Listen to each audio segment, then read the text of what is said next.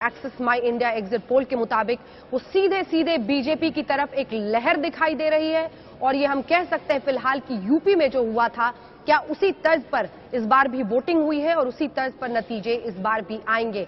याद रखिए ये एक्सेस माई इंडिया का एग्जिट पोल है, आज वोटिंग हुई है, नतीजे 26 को आएंगे, लेकिन उससे पहले ये एग्जिट पोल साफ इशारा करते हुए अगर ये आंकड़े सही साबित होते हैं तो ये कितना बड़ा परेशानी का सबब आपके लिए आशुतोष जी।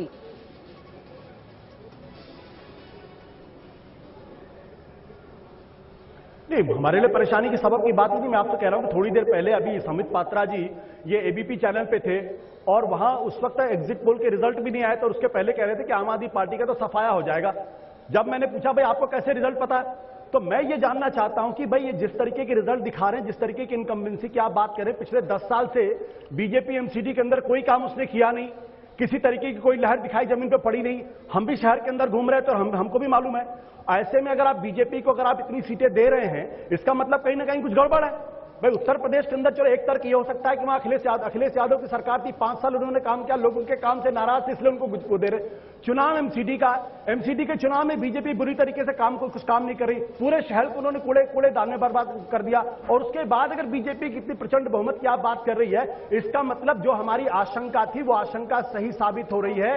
कहीं ना कहीं ईवीएम के अंदर गड़बड़ी की गई है और ये मैं पूरी दावे के साथ कहता हूं गड़बड़ी की गई, क्योंकि जब हम इलेक्शन कमिश्नर के पास गए हमने कहा आप 2006 के ईवीएम को क्यों लेकर आ रहे हैं, जब उत्तर प्रदेश के अंदर वहां का स्टेट इलेक्शन कमिश्नर ईवीएम की बात नहीं कर रहे हैं, वो चिट्ठी लिखकर कह रहे हैं कूड़ा और कबाड़ा है, इलेक्शन कमिश्नर उनकी बात मान रहा है, तो दिल्ली के अंदर आप 2006 के ईवीएम से कैसे आप बातचीत कर रहे हैं, कैसे आप? लेकिन सर हाईकोर्ट ने तो आपकी बात नहीं मानी ना सर। हाईकोर्ट ने कहा कि समय नहीं है इसलिए हम नहीं कर सकते। तो एक मेरी बात सुन लीजिए आप। हाईकोर्ट ने नहीं माना ना सर। मैं ये कहना चाहता हूं कि भाई ऐसी क्या व्यवस्था है आप लोगों की कि आप एक जस्टिफिकेशन तैयार कर रहे हैं उनके लिए? आप ऐसी क्या व्यवस्था है? आपके रिपोर्टर भी जमीन के अंदर थे, आज तक के रिपोर्टर भी जमीन के अंदर थे। कोई एक रिपोर्टर कहता है कि वहां दिल्ली में आम आदमी पार्टी की जमानत जब्त हो रही और बीजेपी की प्रचंड लहर है। भाई प्रचंड लहर का एक कारण होता है ना, हवा में तो कोई चीज होती नहीं है। कहीं किसी के खिलाफ वोट पड़ रहा होगा। चुनाव एमसीडी का पिछले 10 साल में एमसीडी में बीजेपी ने बट्टा बैठा दिया, दिल्ली को कूड़ेदान में तब्दील कर दिया। हम कहते हैं 2006 की ईवीएम का इस्तेमाल आप क्यों करते हैं? और उसके बाद आप आरोप किस पर लगा रहे हैं, गड़बड़ी का बीजेपी पर या मीडिया पर? ईवीएम का इस्तेमाल नहीं होता। पहले समझ तो आए सर। मैं आरोप की बात मैं कह रहा हूं कहीं ना कहीं ये बात सोचनी पड़ेगी। नहीं, हर संस्था पर आप बड़ा सवाल खड़ा कर दें तो तर्क भी तो देने होंगे ना सर। खतरे के अंदर है। हर संस्था पर आप सवाल खड़ा कर दें सर तो तर्क भी तो देने होंगे ना। मैं तर्क दे रहा हूं आपको ना। हाईकोर्ट ने नहीं मानी ना सर आपकी बात। हाईकोर्ट ने कहा कि पूर्व निर्धारित तरीके से ही चुनाव होंगे। मेरी बात सुनिए आप। 10 दिन पहले आप सुन लीजिए मेरी बात। आपने कहा तर्क की बात करें, मैं आपको तर्क दे रहा हूं। 10 दिन पहले स्टेट इलेक्शन कमिश्नर के पास हम जाते हैं, हम उनसे कहते हैं कि आप 2006 के पहले के ईवीएम का इस्तेमाल क्यों करना चाहते हैं? जब उत्तर प्रदेश का जो स्टेट इलेक्शन कमिश्नर कहता है कि हम लोकल बॉडीज के इलेक्शन में ईवीएम का इस्तेमाल नहीं करेंगे 2006 वर्जन का, क्योंकि वो कबाड़ा है, उसके आधार पर नहीं हो सकता। चीफ इलेक्शन कमिश्नर उसकी बात को एंडोर्स करते हैं, तो उत्तर प्रदेश के अंदर वो कबाड़ा उससे इलेक्शन नहीं हो सकते, दिल्ली के अंदर 2006 के वर्जन का इलेक्शन हो सकता है। क्यों? इसकी कौन सी मजबूरी है? संबित पात्रा की क्या गड़बड़ी कर दी बताइए। हो चाहे भिंड के अंदर हो, सारे ईवीएम में वोट हमेशा बीजेपी को ही जाएंगे, हमेशा जाएंगे। ये क्या गड़बड़ी कर दी? तैयार किया जा रहा है कि आने 2026 कांग्रेस पार्टी। मैं कैसे जवाब दूं? ये शांत तो हो जाए, ये शांत तो हो जाए, मैं जवाब दूंगा ना, ये शांत हो जाए। धन्यवाद। देखिए अरे अंजना जी मुझे जवाब देने दीजिए, बहुत सारे इल्जाम लगाए गए, मेरे उसे जवाब देने दीजिए प्लीज। अरे सुन लीजिए। देखिए कभी कभी छोटे छोटे बच्चे होते हैं ना, उनका चॉकलेट छीन लेते हैं तो वो एकदम गुस्सा हो जाते हैं। ऐसा नहीं गुस्सा आना चाहिए, ऐसे मत करिए। मैं आपको बता दूं, ये जो एग्जिट पोल होता है मीडिया का, वो ईवीएम से नहीं गिना जाता है जी। ये लोग वोट करके आते हैं ना, उनसे ऐसे पूछते हैं हेलो आपने किसको वोट दिया, क्यों वोट दिया, उसको पर्ची में लिखते हैं, उसके बाद टेबुलेशन करके जब वोटिंग खत्म होती है तब ये डिक्लेयर करते हैं। तो इसलिए ये एग्जिट पोल में ही ईवीएम मशीन के ऊपर ठीकरा पड़ रहा है। अरे भैया इनको समझाइए कि एग्जिट पोल कैसे होता है, इनको तो यह भी नहीं पता कि एग्जिट पोल कैसे होता है।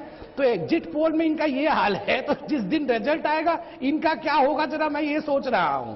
आप देखिए उत्तर प्रदेश में भी ऐसे ही चिल्ला रहे थे। और मैं आपको बताऊं ईवीएम की सच्चाई, जब इनको 67 सीटें मिल रही थी और ये 67 सीट 70 में लेके आ रहे थे, तब तो मीठा मीठा गप गप करके खा रहे थे। और अब कड़वा कड़वा थू थू अब बोल रहे हैं कि कारण ढूंढो। देखिए आशुतोष जी, मैं आपको बहुत रेस्पेक्ट करता हूं, ये ईवीएम मशीन खराब नहीं हुआ है, अरविंद केजरीवाल की लीडरशिप खराब हो गई है जी। आप इसको समझ लीजिए, जितना जल्दी समझ लीजिएगा उतना ठीक है, वरना पूरा सफाया हो जाएगा, तब जाके समझिएगा।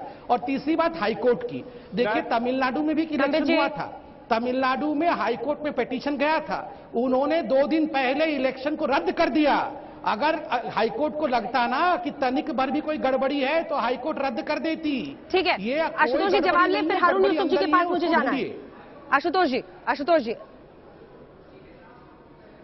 नहीं, मैं आपको बता रहा हूं कि संबित पात्रा किस एग्जिट पोल की बात कर रहे हैं, जो असल का एग्जिट पोल होता है।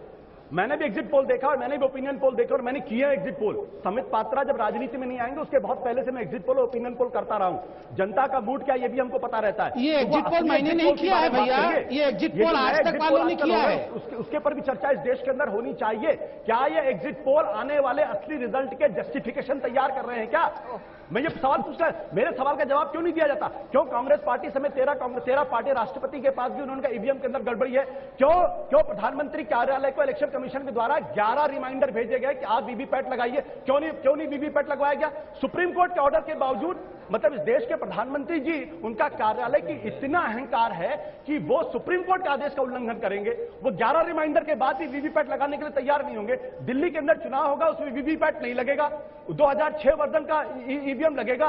उत्तर प्रदेश के अंदर 2006 वर्जन आशुतोष जी का ईवीएम नहीं लगेगा। आशुतोष जी, चूंकि आप एग्जिट पोल पर सवाल खड़े कर रहे हैं, आशुतोष जी, भिंड के अंदर जो ईवीएम आशुतोष जी वोट करेगा, जितने ईवीएम है गड़बड़ी होती है और बीजेपी को। आशुतोष जी, ये क्यों? सर पूरे सम्मान के साथ, चूंकि आप एग्जिट पोल पर सवाल खड़े कर रहे हैं और ये कह रहे हैं कि एग्जिट पोल को क्या आने वाले नतीजों को जस्टिफाई करने के लिए सामने रखा जाता है, तो आपको बस 2 चीजें याद कराना चाहूंगी कि ऐसे ही एग्जिट पोल लेकर आप भी जब पत्रकार थे तो देश के सामने आते थे, उसी तरीके से आज भी एग्जिट पोल होते हैं।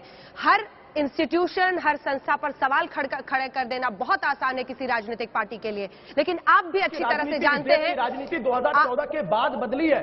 इस देश की राजनीति 2014 के बाद बदली है। आपके लिए बदली होगी सर, आपके लिए बदली होगी आशुतोष जी, आपके लिए बदली होगी अंजना जी, आपके लिए बदली होगी, मुझे भी दीजिए, आपके लिए बदली होगी अंजना जी, मुझे माफ कीजिएगा, आपके लिए बदली होगी, आपके लिए बदली होगी आशुतोष जी, आपके लिए बदली होगी। अंजना जी, आप मैं ये आपके चैनल के ऊपर भी मैं कहना चाहता हूँ, है अगर आपके चैनल के अंदर हिम्मत और नरेंद्र मोदी। अंजना जी, मैं आना चाहूंगा, बहुत देर से आशुतोष जी बोल रहे हैं, चला के दिखा दीजिए। है आपके चैनल के अंदर एक स्टोरी अरुण जेटली के खिलाफ चला के दिखा दीजिए। आप नहीं चला सकते। हर तरह की खबर चलती है, हर तरह की खबर चलती है, लेकिन इस बात को बल मिलता है कि आम आदमी पार्टी के नेता सिर्फ और सिर्फ आरोप लगाना जानते हैं। बहुत आसान काम है, लेकिन अब जब देश के प्रधानमंत्री आशुतोष जी, ये बातें मुझे तब बताइएगा जब आप किसी ऐसे पत्रकार को जो आपकी पार्टी के विरुद्ध बोलता है उसको सेक्रेटेरिएट में घुसने दें। ऐसे तमाम रिपोर्टर्स में जानती हूं जिसको आम आदमी पार्टी सेक्रेटेरिएट में नहीं जाने देती है क्योंकि आपको लगता है कि वो आपकी पार्टी के विरोधी है। देश के प्रधानमंत्री के खिलाफ एक शब्द चलाने की आपके लिए आसान, खूब चलती है सर खबर, खूब चलती है, टीवी पर बैठकर ललकारना बहुत आसान है आशुतोष जी। क्या आपने सहारा और बिरला की डायरियां चलाई थी? क्या चलाई थी आप लोगों ने? हमेशा याद रखिए कि जिस खबर में क्रेडिबिलिटी होगी हम वही चलाएंगे, न हम आशुतोष के दबाव में आएंगे, न नरेंद्र मोदी के, न अरविंद केजरीवाल के। जिस खबर को हम जांचे परखे बिना नहीं दिखा सकते हम नहीं दिखाएंगे सर। आप नहीं चला सकते। जिस खबर को जांचे परखे बिना हम नहीं दिखा सकते हम नहीं दिखाएंगे। एमसीडी चुनाव पर बात कीजिए, एमसीडी चुनाव पर बात कीजिए। ऑन एयर जो स्टोरीज है उसको लेकर आप बैठिए, मैं भी बैठता हूँ। बिल्कुल जरूर बैठेंगे सर, क्योंकि हम आम आदमी पार्टी की तरह नहीं है कि आरोप लगाए फिर भाग गए। आपके लिए आसान होगा, मीडिया के लिए नहीं है, आप भी जानते हैं। कितनी स्टोरी देश के प्रधानमंत्री के खिलाफ चलाई है, कितने शब्द देश के प्रधानमंत्री के खिलाफ बोला गया है? आशुतोष जी, सवाल अंजना जी ये अंजना जी, क्या सवाल ये है थोड़ी देर के लिए आशुतोष जी यहाँ हम लोग मोनोलॉग के लिए नहीं बैठे हैं, थोड़ा हमसे भी पूछ लीजिए। आप दोनों से मैं प्रार्थना करता हूँ कि डिबेट आज ईवीएम पर नहीं है। आप भी अपने दिल पर हाथ रखे बोलिए। आज डिबेट देश के बड़े पत्रकार सर, हम क्या चलाएंगे ये हम तय करेंगे। पत्रकार हैं, आपका देश के आशुतोष जी, चैनल के अंदर आज तक क्या चलाएगा वो आज तक तय करेगा। खिलाफ स्टोरी चला जैसे आप अपना मैनिफेस्टो हमसे पूछकर नहीं तय करते, वैसे हम अपने चैनल पर क्या खबर चलाएंगे ये आपसे पूछकर तय नहीं करेंगे। और ऐसे दबाव के मैं सब खिलाफ हूँ। और बहुत गलत बात है कि आप खुलकर टीवी पर इस तरह से ललकार रहे हैं।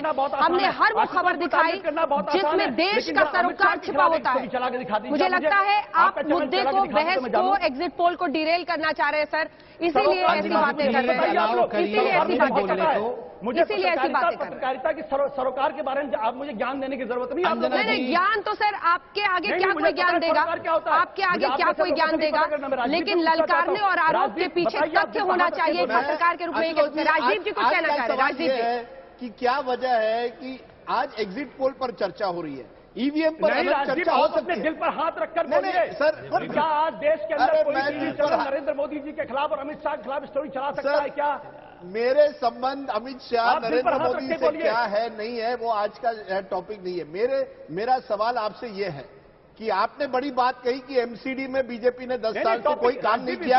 ये कई लोग मानते हैं कि एमसीडी में घोटाले बहुत हुए हैं, इसके बावजूद ईवीएम में गड़बड़ी नहीं सर, इसके बावजूद बीजेपी को इतनी बड़ी जीत क्यों आ रही है? इसका जवाब होना चाहिए।